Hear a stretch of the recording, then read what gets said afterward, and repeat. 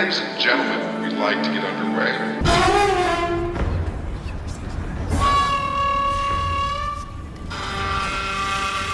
No.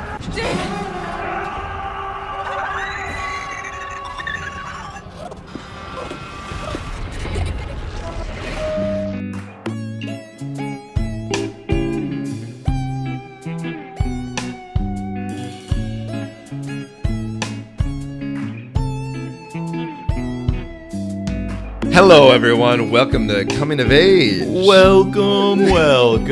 Welcome back, Chase. I'm back. Feels so good.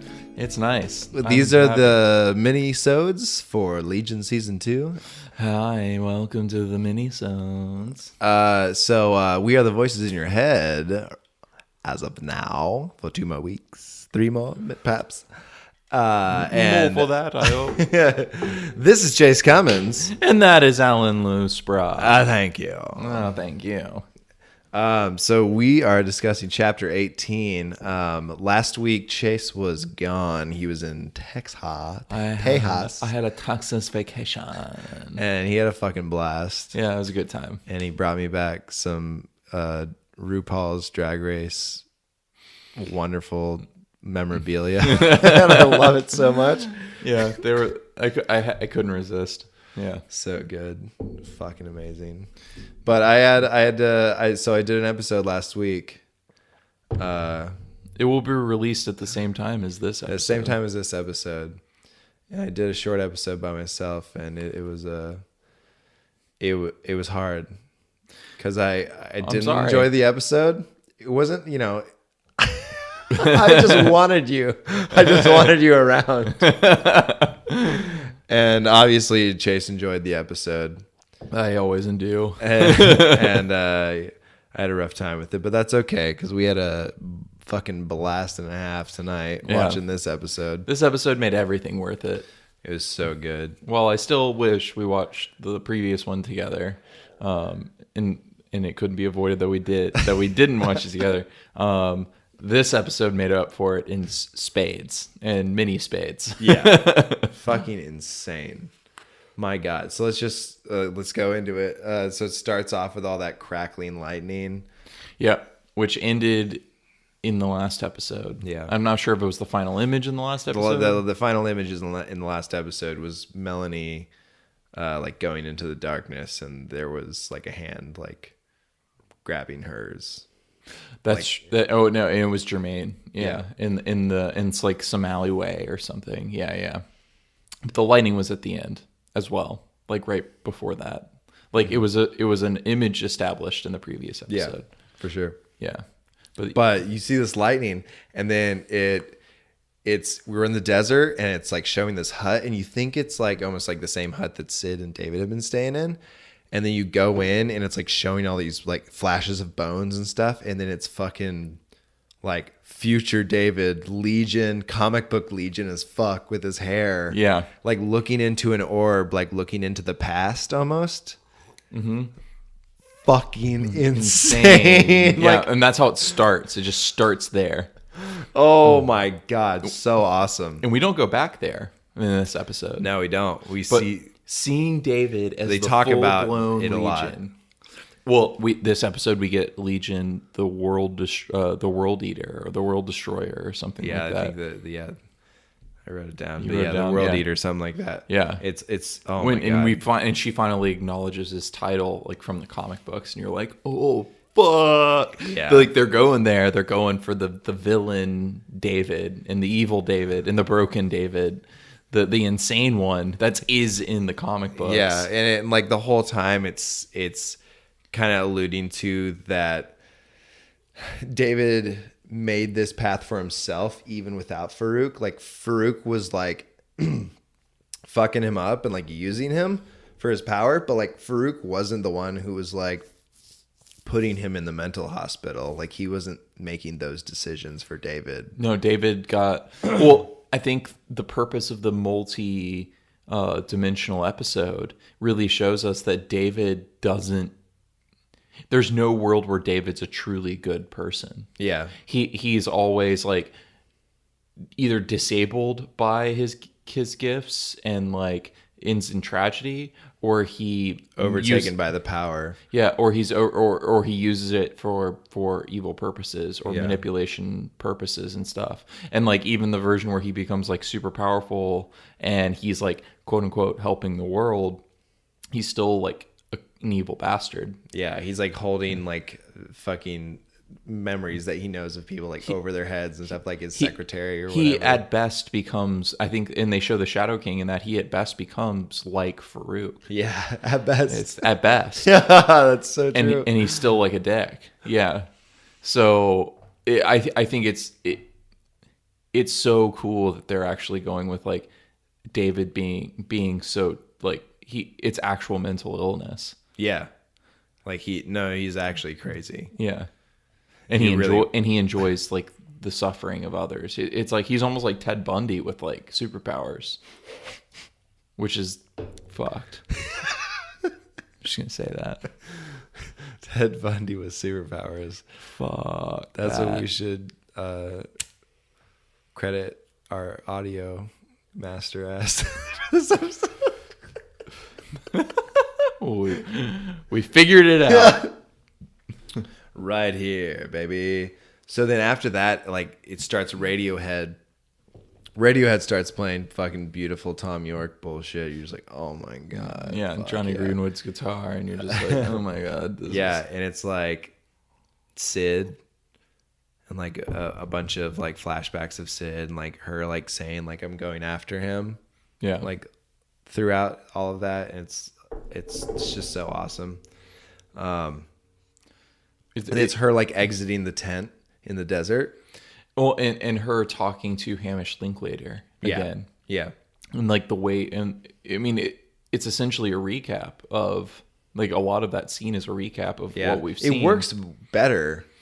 Especially with the music, like it just like fills it out so much that you feel exactly what is going on. It changes the context specifically using that song, I think, and the way that like the notes are discordant and they're in like a minor chord and a major chord, and the way it like I don't know the way that Tom York is, the way that like Radiohead is, and the tone that they strike specifically in that song changes the way you actually feel about the scene that you've actually seen before, and then by cutting it together with what's happening of her coming out of the tent in the desert and stuff, it like completely changes that scene for me,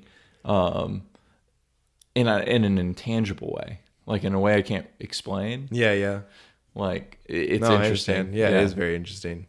The show takes fucking risks and is experimental in a way that I love, because it becomes like there's moments in the show that become so tonal, and they're just about like you experience, even if it's experiencing something you've seen before, but experiencing it in a different way, and that's going to inform what you feel about what's about to happen. Is so interesting to me. Yeah, like, it is when it does that. Well, it anticipates what's about to happen and then like alters the way you felt about something that you've already seen. And even if that's just making you rewatch it and changing the tone, it did that in this episode very well. I think it did it well in the other episode. I think it did, because they did something similar in the last episode. There was no Radiohead though. Yeah, they did Flaming Lips, which was an interesting way to watch. Made me think of fucking Miley Cyrus and goddamn Wayne Coyne hanging out. It's not what it made me think doing Molly. Doing drugs together, being fucking crazy. But I mean, pretty much. It was like Wayne Coyne singing and Melanie being like, I'm getting ripped. I love the way in the last episode when they showed young Melanie and it was it was Gene Smart's voice. Yeah. And like how perfectly it matched. I thought that was like that's really like great. a technical aspect though. Like in a technical way that I thought it was fucking awesome. Every episode in technical way is fucking incredible, including the ones that don't pertain to plot in a great way. But I thought that one pertained to the plot. Like, okay, imagine watching this episode and all the badass fucking crazy shit that happens with Melanie, and Melanie bringing back Farouk and what she does with Sid and stuff, and her actually like no, like her actually being possessed with Farouk, and like Farouk having transferred out of Oliver into Melanie. I think that the last episode was important and showing that and establishing like what Melanie's been up to, what has been influencing Melanie, and then ultimately how Farouk was able to seduce Melanie into becoming his next host into his body. I understand everything that happens, but I don't think it was handled awesomely, honestly. I think it was kind of like really just fucking it was clunky to me. Like it just seemed like, all right, we got to catch up. Like here's this. Like it really could have been, we could have had that kind of build up with that instead of just an episode where it's just like, here's this. Like I don't know, it just didn't seem I don't know if I felt that. I felt like they've been leaving little droplets in the other episodes that this was happening, and especially with like the inclusion of the wheelchair minotaur thing, and I don't know exactly what it is, but now I know like how it's coming into play. Yeah, it's real. And like everything's been real. Yeah. But you're wondering the whole time, like insanity is real, just as a well. And I think Melanie's speech in the last episode talking about like what is reality, and like, are you talking to Carrie? Is Carrie the other Carrie's dream, or is it vice versa? Like, who's the delusion? Where does the delusion end? Is the delusion life itself? Which is like a debate that, like, in true philosophy, like that's something that people are still talking about. Oh, for like, sure, yeah. It's like a thing. Like we may, in all probability, you're either part of a computer simulation or we're just like fucking the dream of some fucking. But that doesn't thing. surprise me coming from a show like Legion. Like I already but I feel like that established the thesis of where her state of mind is, and then like it fills in the gaps of everything else, and then how Farouk is talking about he creates his own reality, you can create your own reality, and then like this whole show is just like is just establishing the idea that like there's all of these like incredibly powerful people out there who are capable of creating reality, and it's starting to clash in a certain way where like Jermaine Clement's character, and then Gene Smart's character, and then Farouk and David, and like in the varying degrees of power are all able to create like something that's real for them, and the more powerful mutants, David and Farouk, are able to manipulate those realities and those delusions into becoming actually real and like physical, and using them in like this like metaphorical and symbolic ways for what the filmmakers are doing for those purposes. And it's all functioning together as this unified like work of art where it doesn't actually, the thesis of the show is it doesn't actually matter if it's real or not. It informs like the story that's being told is the like whether or not what's happening is real. It is real because it's happening. I don't if I'm making any sense at all. Yeah, like, you are. You honestly should have just fucking made the last episode though.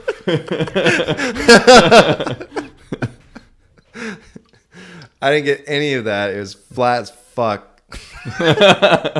I feel like that's what he's going for though. It's like this weird it's this weird thesis. It's not whether or not like it's actually happening. It's the experience of like you're seeing it, so it happens. And I think that's what that last episode was, even though that last episode was a traditional, just like a show break before the finale, you know, where they've got you up to a point. They're like, well, we're going to step back because we have to have 2 more episodes or whatever. Yeah. So there's definitely that aspect of like, it's a show, and there's like there's almost a political way to like do that on cable. And so that episode functioned as this weird like aside, but this season had so many asides. Yeah, like it didn't feel out of place. I don't know. There were a couple curveballs this season that like it's not bad. Like it was just like things that you're like, I don't know. It's a whole balancing thing. They're like but like with the show, I don't know if that's a bad thing. I'm just throwing out ideas. Like I'm just fucking talking. Like maybe I'm wrong, and I'll admit that I'm wrong, like while I'm talking, honestly. But I don't know. Just this show threw me for so many fucking loops this season. Like, and it's just like you're trying to like, you get up to a point, we've talked about it before, you get up to a point where you're like, you understand what's going on, and then they just throw this thing and they don't answer it for a while. And like, I feel like there's so many things that aren't answered that I just forgot about in this season. But like, I'm going to watch it again and like, you know, we'll see. I'll see how unified it actually is. Yeah. But I feel like there's so many things that are just like I don't even know like who was causing the fucking like, what is it called, the catalyst? Like, I still don't remember exactly like what the fuck was going on with that. Like, I don't feel like there was never like straight up like, this is what was happening. No, well, and there hasn't been. There's still an element of us just speculating about what the fuck is going on. Yeah. I mean, like, I can tell you what I think from like the tonal shifts they made and the abstract shit they've done, but like, Patanomy wasn't in this episode or the last episode. What the fuck has Patanomy been up to? I mean, he's a major part of the show, and he wasn't completely dropped off and the last time we saw him. Yeah. But not been in the last 2 episodes. So I don't even know. Like, there's so many things in this show that aren't answered, and there are left questions and stuff. Yeah.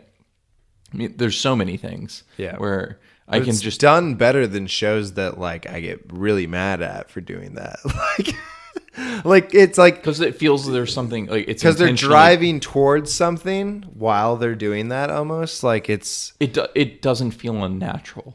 It doesn't feel like they've forgotten. It just feels like it's not relevant. Yeah, in what you're saying, and so they're not seeing it because there is no relevance to it at the moment. But at the same time, you're just like, well, what about everything else? Like, there's no clean resolutions to anything so far. Yeah. There's not been a clean resolution to any aspect of the story. So I feel like there's red herrings in place, and they're like, it seems from watching the Coming Up Next, all the John Hamm narrations are going to have some kind of like play into what's going on. But I feel like at the same time, they were probably somewhat red herrings to the story themselves, to the story itself. And I think that like maybe the show is trying to make us feel part of like we're part of the delusion, of part of a delusion. Yeah. Well, we even talked about it in the very beginning of this podcast when we started, like a show that can make you feel insane, that is about insanity. It's like you're doing a good job. And like that's where we are still. Yeah, but it's so much stronger of a point now that like it really does. It's leaving you at a point where like you've seen certain points of view, but all the points of view are flawed. All the points of view are skewed by their own emotional investments in what's going on, or their own actual insanity in what's going on. I'm talking mainly about David and Sid, and then the minor few other points of view characters we have, like Gene Smart or Jermaine Clement. They're overtaken, or Amal Farouk. They're overtaken with power or whatever. Like they all have their own viewpoints of the world. So everything we've seen in the show is an unreliable narration. It's not been something that we can count on, and the show treats it like that. And it makes us feel like unreliable watchers or unreliable viewers because we latch on to certain things based on our own experiences. And we go, that's what's important, or that's what's important, or that's what's important. And none of it actually is. It's something else, you know? It's brilliant. The show's fucking brilliant. It is. It really is. It's really like thoughtful about the way we experience the show. And whose point of view we're actually seeing in the show. But like with the way the show is put together and filmed and everything is like made for you to like not miss a thing too. Exactly. Like so it's just like it's put in front of you, and like but it drops information on you, and it goes, you decide what's the important piece. It's true. Yeah, it really is. It's like toying with you the whole time between like who's fucking right. Yeah, it doesn't let you know who's being like deluded, or who's being tricked, or who's like got the correct perspective, or who's lying, who's telling the truth. Yeah. Like it really just like it puts you in the shoes of these different characters, and it like filters the way it's shot and the way the story's told through like how they view the world, and none of them can actually give you an accurate viewpoint of what's happening. And so the show is never giving you an accurate viewpoint of what's happening. It's just giving you these fucking glimpses into what's happening, and you have to decipher through the insanity of these like fucking crazy ass mutants like what's actually going on in this story, and you're experiencing like they're experiencing it. And I think that's awesome because it's giving them so much room to just do fucking experimental crazy shit with editing, with the technicality of filmmaking. Yeah. Just like with the way it's shot, And with the way X-Men. it's, yeah, and X-Men and just and philosophy. They're taking X-Men and turning it into a philosophical concept. Yeah. Like they're using the idea of like superhumans to draw out like these like things in humanity that like would actually be, I don't know, like the idea of like having a character who can read your dreams, who can go into your imagination or read your thoughts or control what reality actually is or switch bodies with you. And like those aren't things that we see in the X-Men movies. We see like people who can freeze stuff or create fire. Yeah. But like the other like you're always doing it like for like action, like a call to action or Action. something. Yeah. Like it's never like, But then Legion throws us characters that it's all internal. It's Yeah, internal exactly. powers. It's like ways to reflect on like what humanity actually is and how we're actually evolving Yeah. as a species. It's fucking brilliant. It's insane. It's insane. So let's keep on going. We're like not even out of the first scene. Fucking Sid walks out of the tent and sees that big hole like with the fucking rubber stopper next to it. That's fucking crazy. Yeah. Holy fucking shit. And then the white rabbit gets thrown up. Yeah. Yeah, like on like a fucking hook and a rope. Yep. And Immediately it's like Alice in Wonderland. so crazy. Yeah. So she unhooks this rabbit, which is still fine. Like somehow like still moving around and stuff. And then gets hooked in the hand and gets fucking ripped down there. Yeah, she gets dragged And down. there's fucking horrific ass music when she's getting dragged through the tunnels and shit. It's crazy. Oh my God. It was so good. I fucking loved it. There's so many good scenes in this episode. Let's keep on going. Yeah, let's just fucking push Holy through. shit. Okay, so it goes to like she gets taken to Melanie down there. And Melanie's like this whole time she's talking to Sid throughout this episode. She's so fucking creepy. And like it's like, you know, she's being manipulated by Farouk. Like she had to have been to like kind of be there. Yeah. But like she is already like how she became manipulated by him is like through her own like demise as well, you know? So like, you know, like it's not a half and half thing here. Like I feel like a lot of what she's saying, like she fucking believes as well, you know? Yeah. She's just getting that extra push. Farouk is just like fueling the fire, you know? Yeah, Farouk has just fueled the flame of what's actually happening inside of her. Mm-hmm. Yeah, I agree with that. Like that's actually how she feels about stuff. Yeah, yeah, it's fucking insane. She's like talking about like men being the greatest threat to our gender, and like it was love so great. It's a compelling argument. Yeah, I just want to say that. just like talking about how like love is just a delusion to like trap you and stuff. It's fucking, oh my God, it's nuts. And she starts showing Sid, David, like looking for her, and like you think he really loves you and shit. Like, he keeps secrets. Like, remember when you promised you wouldn't keep secrets from each other? And like she shows him like fucking drilling the holes in Oliver and like fucking like kissing future Sid and stuff like that. She shows her him kissing future Sid and the betrayal, and then shows her the glee or the joy he feels in the actual torture and the infliction of pain. And like, Yeah. it's not like, it's a manipulation, I think, because Sid doesn't know that David thinks that it's Farouk and that he's torturing Farouk. And he thinks he's doing it inside Farouk, like inside that mind and like in that internal space. And so she's being manipulated into thinking he's actually doing that to Oliver, and that he's aware that it's Oliver. I'm pretty sure that like she even says like it's not Oliver, it's just a mask, you know. But then it ends up being actually Oliver. And when he realizes it's Oliver, he has a moment where he feels regret. Not to say that we don't see the evil side of David, because he definitely seems to enjoy torturing the fuck out of him. Yeah.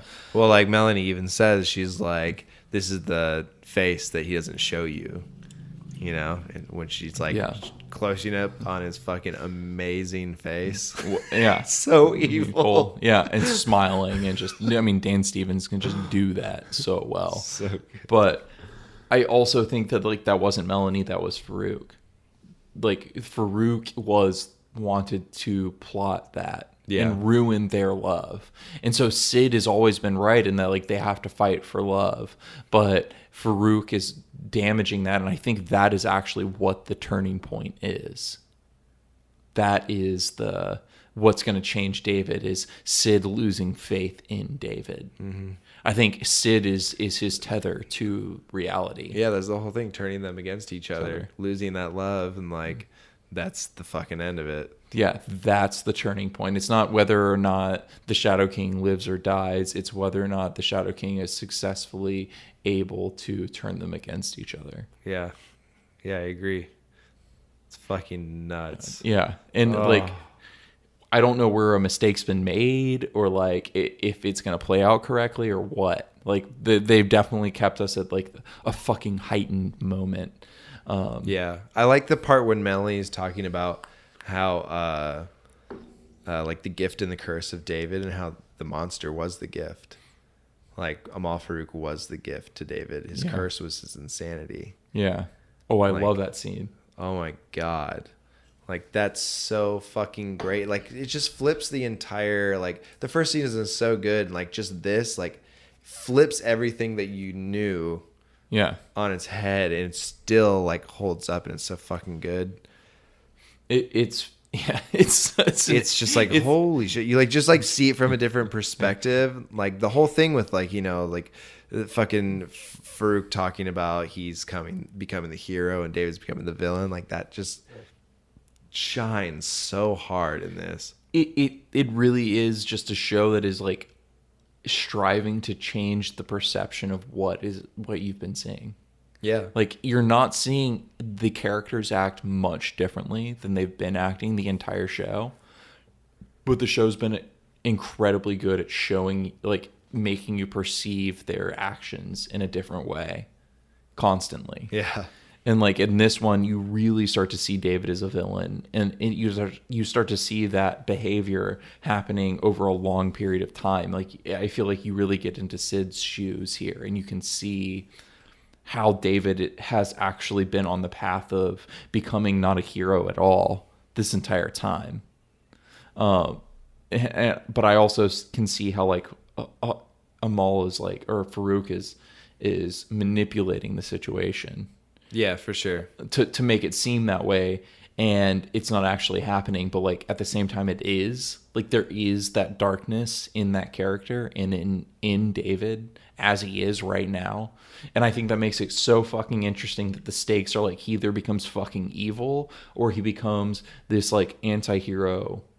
Like there's no actual like him becoming just like a full-on hero. Well, I think the thing with David like is that he is that person, and Amal Farouk just knows how to manipulate that type of like, you know, like he's also been with David since he was a child. Exactly. So like he really knows what makes David tick. So like Amal is presenting him as an insane person, but like it's still a fractured point of view. You're still seeing it from an unreliable narrator's point of view. Mm-hmm. He may not actually be an insane person. That's just how we're seeing it as in the way that he's presenting it to another character. Yeah. I love the arc of just him just being actually insane. No, I do too, and I Like, think that's part of what's I'm happening. just gonna, like, Amal is making it. I that feel way. like after this season, I'm gonna start reading some Legion comics. Like, this shit's so fucking good. I'm about to buy his shit. Yeah, I'm gonna find some graphic novels. I'm reading it. I think for us, when season 3 comes out, because now they've been renewed for season 3. Yeah, Thank fucking they God. The 11th episode was only just a continuation of the story. There was just too much to edit in. I'm sure that's what it was.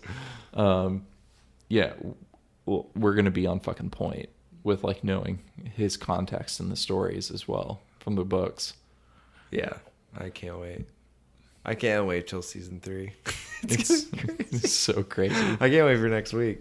Holy fucking Yeah. shit. Last episode. The end of this fucking season, man. So David looking for Sid, and then finds that cart, and then finds the house and just walks in, and like Oliver's being fucking hilarious, saying all this crazy shit to him. And he's like, "Oh boy, you take a long time." Or like, "Do you always take so long?" Something like that. And fucking David just comes over and fucking slams him on his fucking back and shit. Oh my God. That shit was awesome. Like, puts him in that chair and just like starts asking him where his fucking Sid is Yeah. and shit. And he was like, Drilling into him, man. it's like saying he'll never tell. And he like says it in he says like jamais, which means never. Never. So it's the Shadow King in him. And But it's not.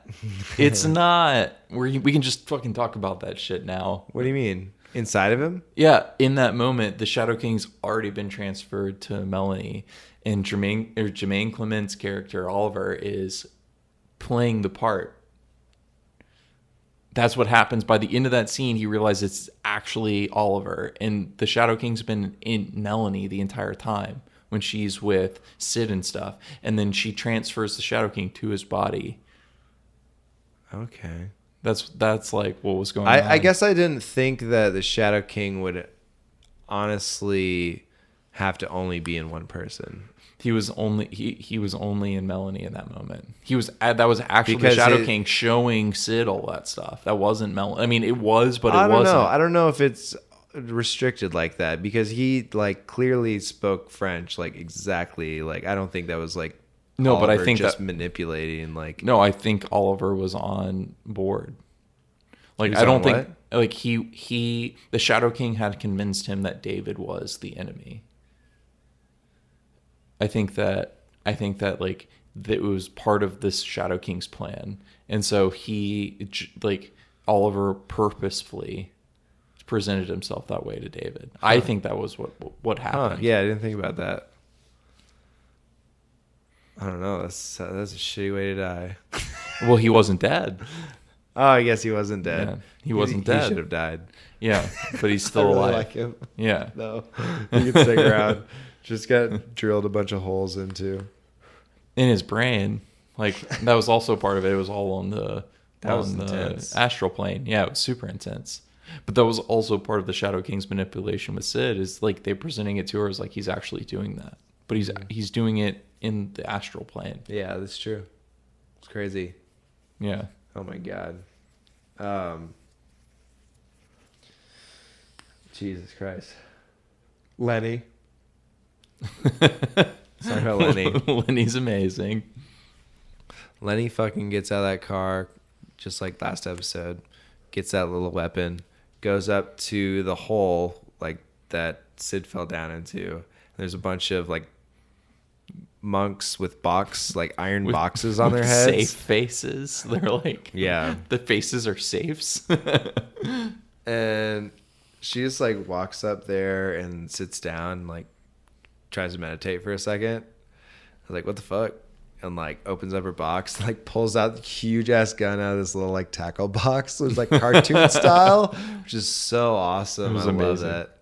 And she's like, oh yeah, that's great.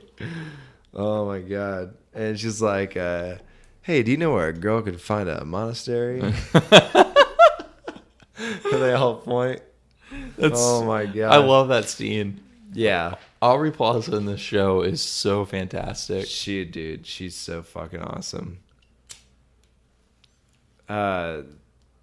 When is the next time like we see her? I know she like eventually meets up with Carrie.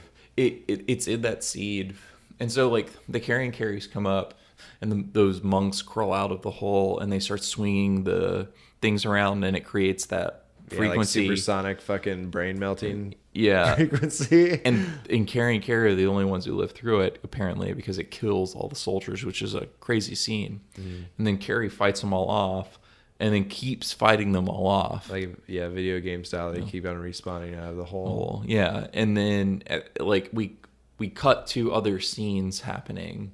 I forget exactly which scenes happen in between, but we come back to it, and then Carrie's still fighting those things, and then one of them gets shot. That's what happens. One of them gets shot, and then the other one throws the balls around male Carrie and pulls him into the hole. Yeah. And then Aubrey Plaza walks down, and she's like, "Well, fuck, we should probably go get him," you know. And then No. She says, "I gotta stay here." Yeah, you should probably go down there. Yeah. She's like, I gotta wait for something. I can't remember what she says. Yeah, she's got I'm supposed to wait up here. Yeah, like it's part of David's plan or whatever. So what happens before that is like Melanie showing Sid, like she's like, hey, like did David tell you why like they want to find Farouk's body? You know, like what's the reason and stuff, and like she like shows like when Amal Farouk finds out that David is the threat, she shows her that scene. Yeah. And she's like, what the fuck? And then that's when she says that David turns to Legion, the world killer. Yeah. I'm like, oh my god, that was fucking incredible. It was amazing. It was so cool. Just the entire like little hell basement that they have going on with all the round translucent tables that are just like future holes. Well, the way that like Jean Smart and Sid both like they looked black and white almost, and it was like natural with the lighting, but then there was that fucking flame torch on the wall, and it was casting this like red warm glow, but it only hit a certain amount, and then everything else was this like blue cool like almost black and white lighting. And the way it was done, it was so impeccable looking. It was so fucking beautiful looking. It really was. All those scenes, I was like, oh my god, I just want to fucking be there in that room. It was so good. It was fantastic.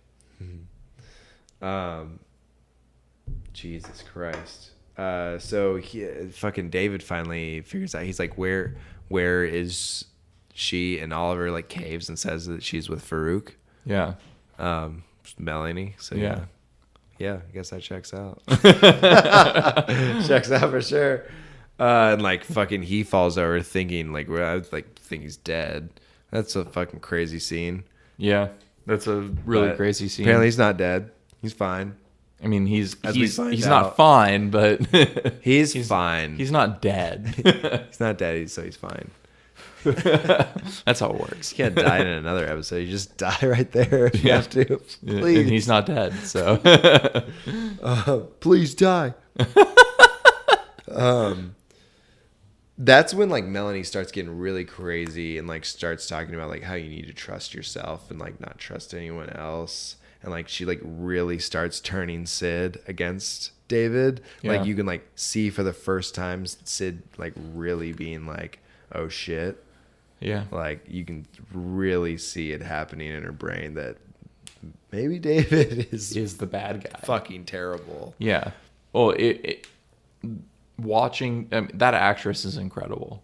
She does such a good job. Yeah, she really is so good. Yeah, she really is just like embodies that character. I want to rewatch season 2 of Fargo because of her, since she's the sister, and I remember that character being like a completely different kind of performance.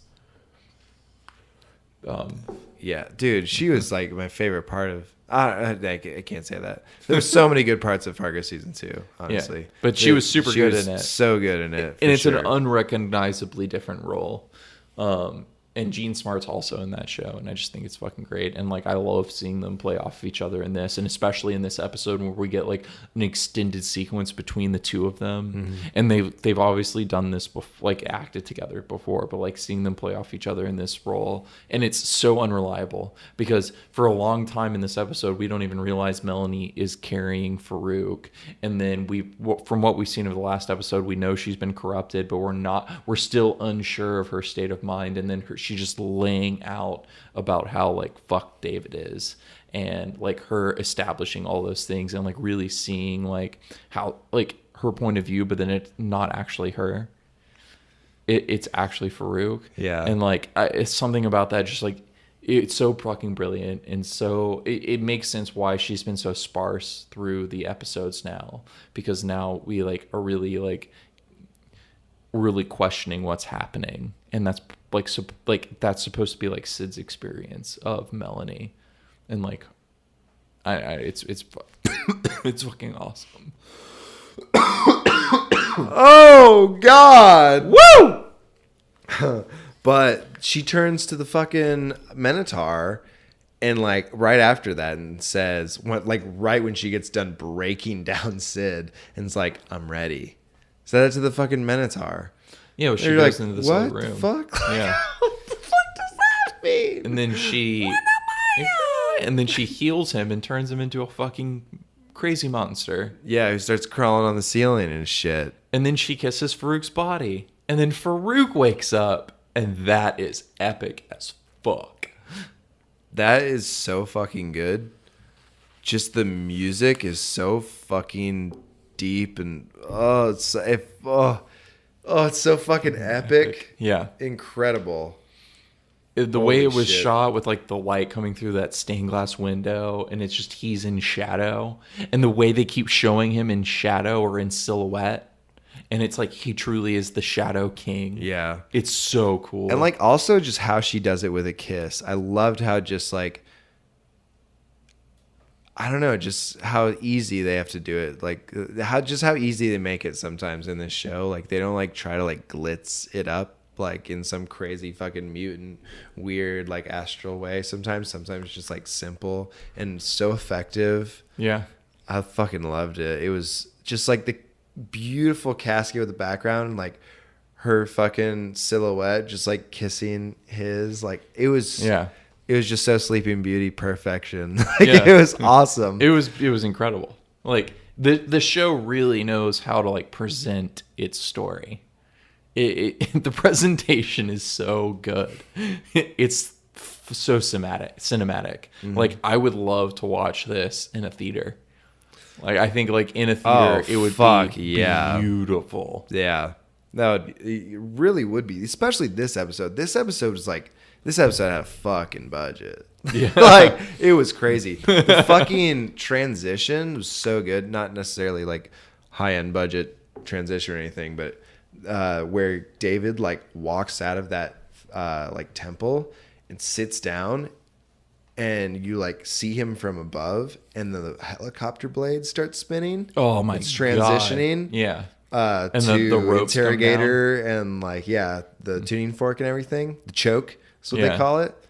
That fucking transition is so good. It's so slow, and like you almost think that like it's just part of the scene at first. You know? Oh, it was because incredible. The wind starts to blow even in David's hair. Yeah, no, it's yeah. So good. They've perfectly executed the show, like the way it's shot and stuff, and edited together. It's like it almost feels like they've edited it in advance, in certain aspects. Yeah, like they know how they're fucking transitioning for that sure. shit. Like they have to have all those, like storyboard, like just the fucking transitions in themselves. Like they have everything mapped out. It's like a fucking Hitchcock movie. They everything is literally drawn out frame by frame. I mean, that's how he made his movies. It was literally frame to frame was fucking drawn before he shot it. Fuck. Yeah. Sounds awful. The best movies. Really good Those movies sound terrible. I'm just kidding. Those movies are. That's not what I was saying. Those movies are really good. Oh my god. Yeah, that. Oh my god, that fucking skull shit, crazy.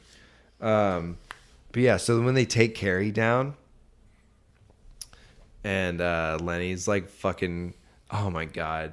When Lenny just shows up, I know we're going backwards again. When Lenny shows up and her walking with the sun like behind her, It's so good. like walking up to Carrie, girl Carrie. Yeah. Dude, she looks so badass. Literally looks like some fucking like what's that? Quentin Tarantino. Death Proof? Like, yeah. Yeah. Yeah, it's like some Death Proof shit. Yeah. It looks like that. Yeah. So fucking great. It's fucking fantastic. Oh my god. And we don't even know what her ultimate role is yet. Yeah, she says she's waiting for the big payback Yeah. at the top. She's gonna kill Farouk or something. Or shoot Yeah. him. Yeah, what the fuck? I didn't even think about that. I didn't think about what the big payback was. Yeah.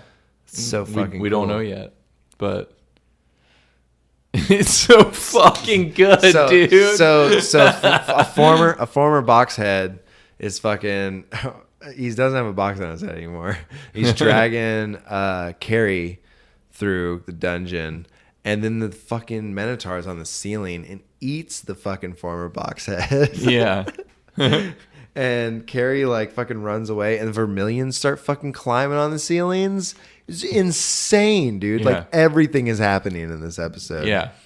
And the Vermilion are climbing on the ceilings, and then they get fucking murdered by the Minotaur. In such a badass way. It just cuts right when he swipes, and you just hear the damage from Carrie's point of view. It's fucking crazy. It's so cool. And like what is it, girl Carrie finds them like all dismembered on the ground. And then so boy Carrie runs back and then finds Oliver. Yeah, and yeah. David, and David's sitting in the throne, almost like he's evil alive. David in the future, and he's just like he's alive, but he shouldn't be, and he's saying all that, and like that scene happens, but then when Girl Carrie comes down and finds the Vermilion, and she like starts looking around, she ends up finding Sid, and then that's when the monster comes in with them, and then Sid's like, I need to hit something, and like beats the shit out of the. And we have that whole fight sequence, which was fucking crazy. Yeah. Well, like also in that scene with Guy Carrie and David, that's when he mentions that he has the interrogator bringing the choke. Yeah. Or that's what it is. Yeah, that's what it is. And he's talking about how it's like gonna dampen all of their powers, so like it will just be like men. Yeah, we'll just be human for a few minutes. That I hope that happens still, even though fucking Farouk fucked that shit real hard. He threw that shit away. Yeah. Yeah, he threw that shit away. But I liked that. I liked that concept. But also, if, I'm down for crazy shit and them not being human. Well, yeah, I like that too. Well, in the way it ended, I don't need where a fist fight. the way it ended, where like it just like went from him destroying the thing to him being in the sun, and just like the way he looked in silhouette. Dude, it was so fucking I'm like, good. what fucking camera are you using?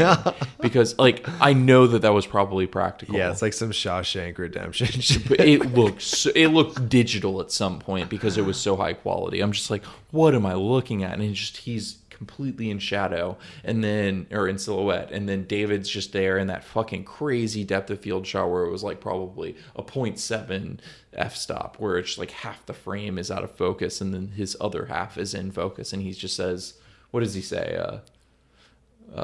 Hey there, or something like that. I can't remember. And it's just like the way it goes from those two shots, and then the fucking episode ends there. Oh, so when he's in the sunshine and stuff, David is reading The Angriest Boy. Yeah. And then at the very end, it just shows David's face, and he's like, boo. Yeah. Fucking crazy. And he's just sitting there, and like the way it's shot where like he's half in focus, half not in focus, it's like he's split in two. And like part of him is clear and the other part isn't. And then the Shadow King is like perfectly. That's crazy how it looked. It looks like insane. what is that? How did they do that? That looks awesome. Just a really good really good. I like that. Yeah. Very much. They just had a super small f-stop, and he just like stood at a little angle, and they just fucking blew that shit up. But yeah, the symbolism of it being that shot. Oh, again. Also, oh yeah, for sure. For sure. Also, when David's talking to Carrie and he's talking about all he's been thinking about is how many different ways he can kill Farouk, and now he's worried about how good it feels to be thinking about that. Yeah. That was fucking insane too.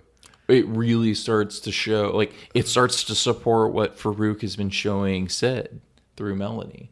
And like, we're sitting here going, oh, fuck, he's a bad guy. Yeah. He's going to be a bad guy. Yeah. And Farouk was showing him before he even knew that, like, the future was that David was, like, gonna kill him. Yeah. Yeah. Like, that's fucking crazy. Farouk has, like, only tried to make him more like himself. And, like, Farouk making him like himself is still better than David actually becoming what, like, the madness. Yeah, being himself. Yeah, like, being himself is, like, kind of scary. I really want to see that future David more, though. That Legion I'm shit. sure we're going to. Dude, that was so fucking good. Oh, my God. It's going to be, like, I don't know where the show's going, but I have a feeling it's going into places that no other TV show's ever gone. Like, it already has, but, like, I think that it's going to go so much further. Yeah. And we're going to see some, like, multi-dimensional, we're going to see some evil fucking For everything David. that was developed in this season, to have another fucking entire season, that is going to be fucking insane. Yeah. And see what they're going to do with it. My God. It's a time to be alive. That's what this show is. Yeah. Seriously, it's so fun. But all right, that's our episode for the week. It was incredible. Next week we have the season finale.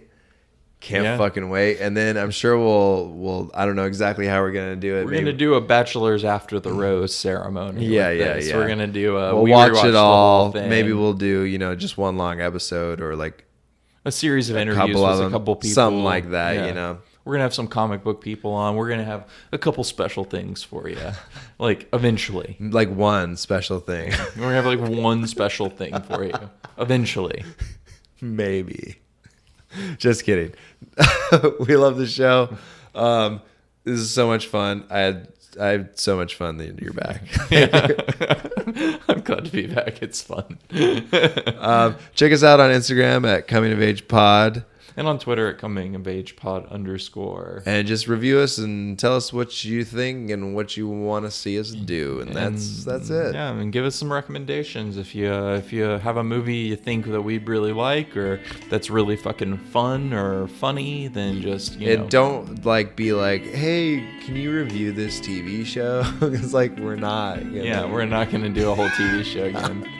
This is the one show you're gonna just get. Noah Hawley shit. We'll just probably do Noah Hawley stuff. Yeah, we'll do some Fargo probably, once that comes back around. But and we're gonna keep doing it. Don't waste your recommendation. Yeah, movies, guys. Do movies.